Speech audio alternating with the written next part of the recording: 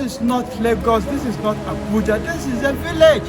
You won't believe this building, these magnificent buildings you are seeing, they are in a village. Like, come on guys, take a look at this. Take a look at this. Isn't this mind-blowing? This is the Igbo spirit. Whatever you see an Igbo man build in the city, go to his hometown, you see something better, something bigger.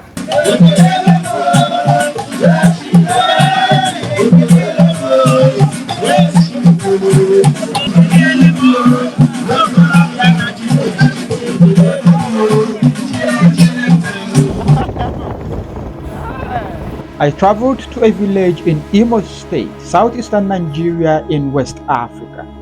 I came here not for the purpose of this documentary, but rather for something else.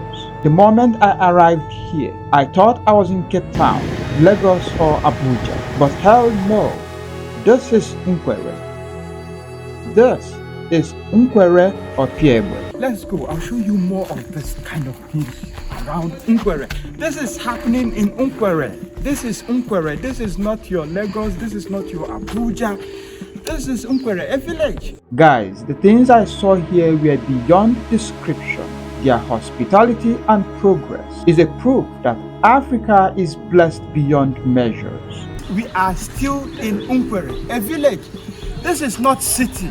Like if you're seeing this magnificent structure. Seeing all this, I couldn't hold it back, so I started filming to show the world that the stereotype about Africa being poor and hopeless is false. This is Nkwerre. This is somebody's village.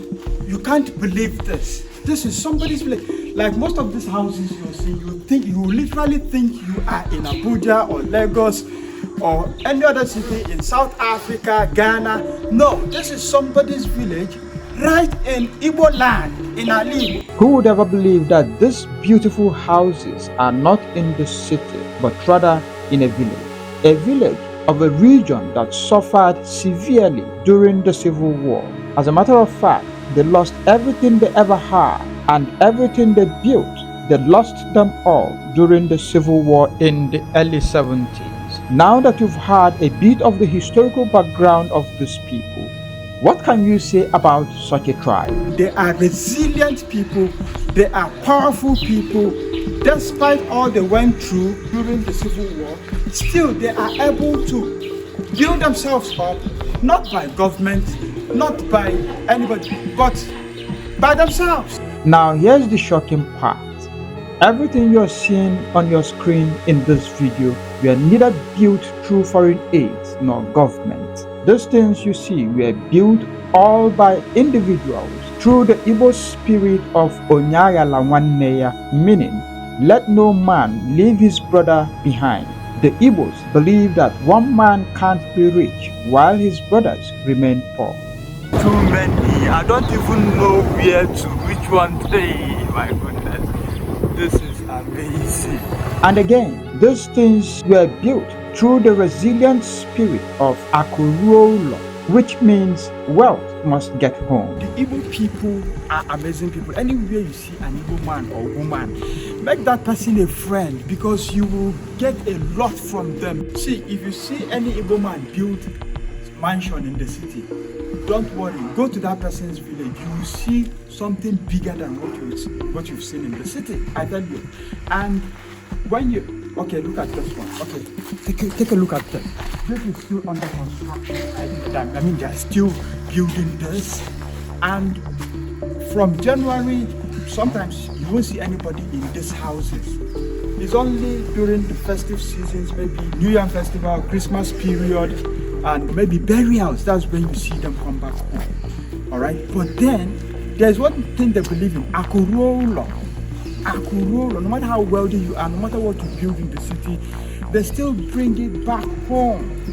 This is the Igbo spirit, people. Surprisingly, when you trace the cities where these people reside, you realize that they are the major contributors of high-level development, not just in Africa, but anywhere they reside in the world.